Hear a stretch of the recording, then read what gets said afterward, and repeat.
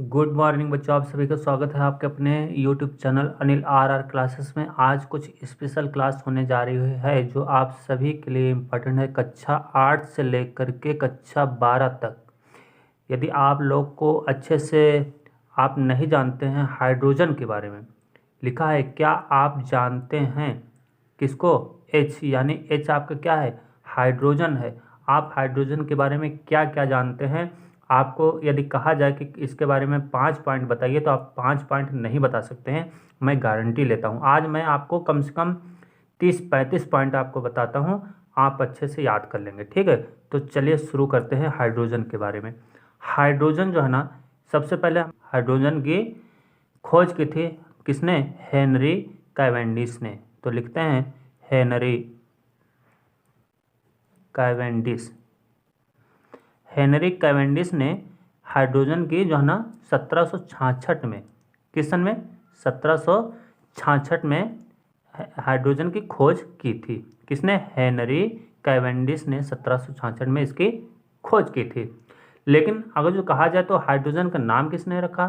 तो भैया हाइड्रोजन का जो नाम रखे थे किसने रखा? एंटोनी ने रखा था। इनका पूरा नाम था एंटोनी लेवासिए। इनका पूरा नाम था एंटोनी लेवासिए ने 1783 में इन्होंने इसका नाम रखा।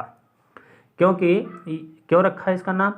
कारण ये था क्योंकि ये जो है ना ऑक्सीजन के साथ जल बनाता था। जो हाइड्रोजन है वो ऑक्सीजन के साथ मिलकर के जल बनाता था, इसलिए इन्होंने हाइड्रोजन नाम रखा था एंटोनी लेवासिए ने।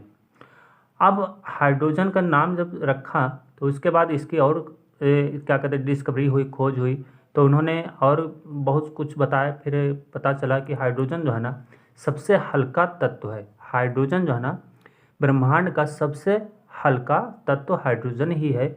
और इसके साथ में हम आपको बताते हैं इसकी जो परमाणु संख्या है वो 1 होती है।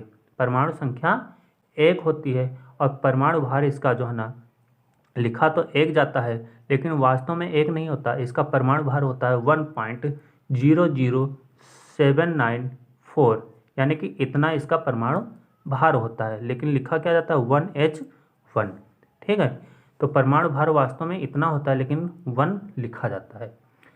अब इसके बाद हम आपको बताते हैं इसका यदि आवर्त सारणी में स्थान की बात करें तो इसका आवर्त सारणी में पहला स्थान है। क्या है? पहला स्थान है। और यदि इसमें हम इलेक्ट्रॉनों की संख्या बात करें तो हाइड्रोजन में इलेक्ट्रॉनों की संख्या होती है 1। कितने इलेक्ट्रॉन होते हैं? 1 होते हैं। और प्रोटॉनों की संख्या कितनी होती है? प्रोटॉनों की संख्या जो होती है 1 होती है, ठीक है। तो इलेक्ट्रॉनों की संख्या 1 होती है और प्रोटॉनों की संख्या 1 होती है। इसके साथ में यदि हम क्रियाशीलता की बात करें तो हाइड्रोजन जो है ना अत्यधिक क्रियाशील परमाणु है या तत्व है, ठीक है, कह सकते हैं बहुत अधिक क्रियाशील है, अत्यधिक क्रियाशील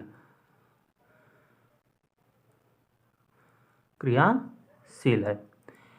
और यदि इसके आगे की बात करें तो हाइड्रोजन जो है ना हमें यदि कहा जाए कि फ्री फॉर्म में मिलेगा यानी मुक्त अवस्था में प्राप्त होगा, तो ऐसा नहीं है। हाइड्रोजन हमें मुक्त अवस्था में प्राप्त नहीं होता है, तो इसलिए लिखेंगे मुक्त अवस्था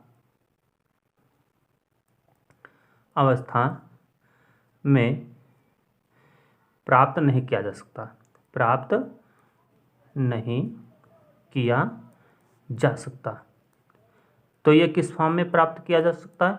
ये हाइड्रोजन गैस के फॉर्म में प्राप्त किया जा सकता है। लेकिन कब? शुद्ध हाइड्रोजन जो होगा वो हाइड्रोजन गैस के रूप में पाया जा सकता है या प्राप्त किया जा सकता है। इसके आगे हम आपको बताते हैं हाइड्रोजन के प्रकार कितने हैं। तो हाइड्रोजन के प्रकार, हाइड्रोजन यानी कि हाइड्रोजन के प्रकार हम आपको बताते हैं। हाइड्रोजन जो है ना मुख्यतः 3 प्रकार के ही पाए जाते हैं। कितने? 3 प्रकार के। पहला होता है प्रोटियम।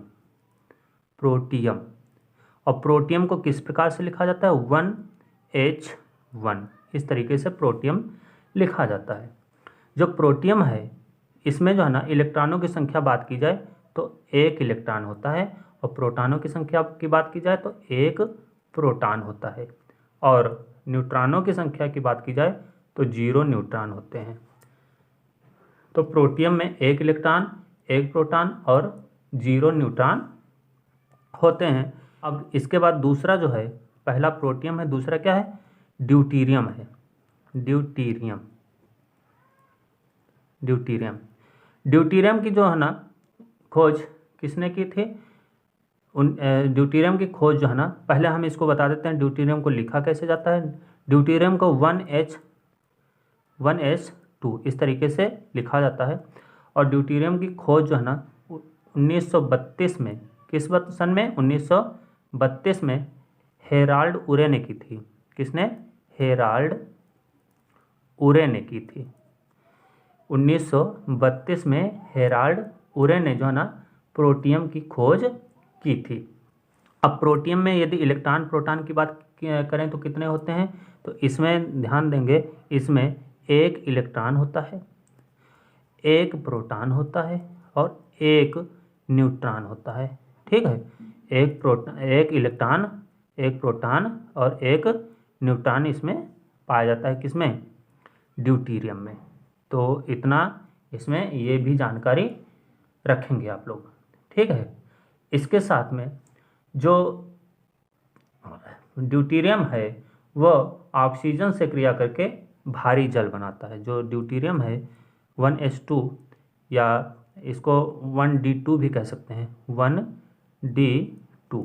ड्यूटीरियम जो है वह ऑक्सीजन से क्रिया करके भारी जल बनाता है। भारी जल का सूत्र होता है D2O। ये आपका भारी जल है। ठीक है, भारी जल D2O क्या है? भारी जल। इसको याद रखेंगे। इसके साथ में और हम थोड़ी सी जानकारी देना चाहेंगे। जैसे हमने कहा ट्राइटियम है, तीसरा पॉइंट क्या है? ट्राइटियम।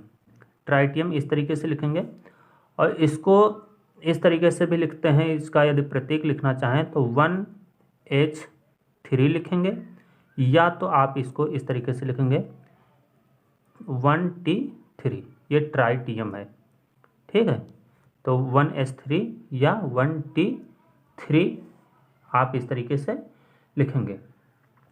यह जो है ना बहुत ही अत्यंत दुर्लभ और रेडियो एक्टिव जो है ना तत्व है। और एक चीज़ है, ये हाइड्रोजन अणु है। ये ट्राइटियम क्या है? हाइड्रोजन अणु है।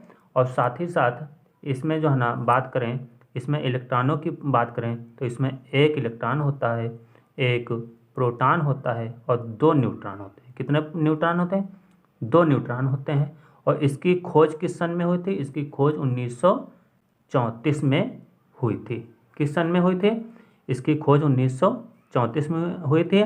इसमें 1 इलेक्ट्रॉन, 1 प्रोटॉन और 2 न्यूट्रॉन पाए जाते हैं। किसमें? ट्राइटियम में। और इसकी खोज 1934 में हुई थी। आज की वीडियो कैसी लगी बच्चों? आप लोग कमेंट करके हमें ज़रूर बताएंगे। अब एक आपको कमेंट करने के लिए एक प्रश्न मैं दे रहा हूँ। आपको ये बताना है, हाइड्रोजन हवा से कितने गुना हल्की होती है? ये आपको कमेंट करके हमें बताना है। यदि नहीं आता है तो आप लोग हमें कमेंट करके जो ना प्रश्न ये पूछ सकते हैं। हम आपको कमेंट में रिप्लाई ज़रूर देंगे।